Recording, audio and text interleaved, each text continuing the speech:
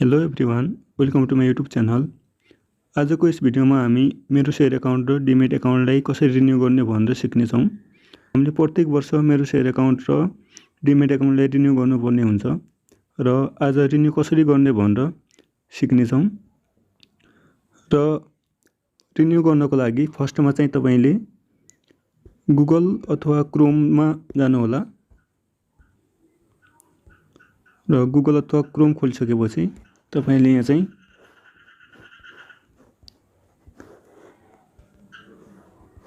मेरोसेयर भनेर टाइप गर्नुहोला। त्यसपछि यस्तो देखाउनेछ र यसलाई डेस्कटप मोडमा लग्नुपर्छ।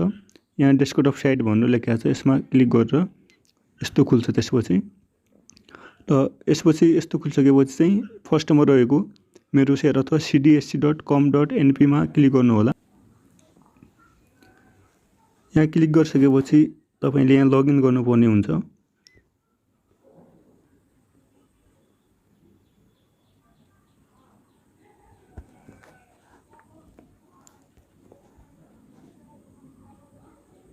लगइन गरिसकेपछि तपाईले यस्तो खुल्नेछ र यसपछि चाहिँ तपाईले यो टपमा रहेको आफ्नो प्रोफाइलमा क्लिक गर्नुहोला र प्रोफाइलमा क्लिक गरिसकेपछि तपाईलाई यहाँ देखाउनेछ रिन्यू योर एकाउन्ट भनेर यहाँ दिएको छ। मेरो सेयरको एक्सपायरी डेट र डिमेटको एक्सपायरी डेट दुईटैको एक्सपायरी डेट दिएको छ। यहाँ मैले डिमेट एकाउन्ट खोलेको चाहिँ 3-4 महिना मात्रै भयो, तर पनि रिन्यू गर्नुपर्ने रहेछ।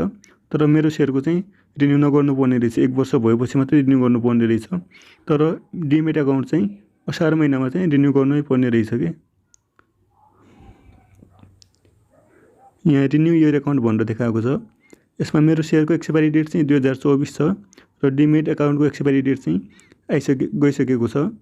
र मेरो सेयरको चाहिँ तपाईले खोलेको चाहिँ तपाईले एकाउन्ट खोलेको 1 वर्ष भएपछि मात्रै रिन्यू गर्नुपर्छ भने डिमेट चाहिँ तपाईले 1 महिना अगाडि होस् या 15 दिन अगाडि होस्, जहिले खोले नि तपाईले रिन्यू गर्नै पर्ने हुन्छ असार मसान्तमा। र यसमा चाहिँ रिन्यू एकाउन्टमा क्लिक गरेर यहाँबाट खल्ती इसेवा पर्बु पे आइएमई पेबाट तपाईले पे गर्न सक्नुहुन्छ। र यहाँ मेरो सेयर र डिमेटको दुईको देखाएको छ। यहाँ 150 लाग्छ, मेरो सेयरको मात्रै 50 र डिमेटको 100 लाग्छ। मेरो डिमेट मात्रै भएकोले डिमेट मात्रै सिलेक्ट गरेँ र यहाँ प्रोसिड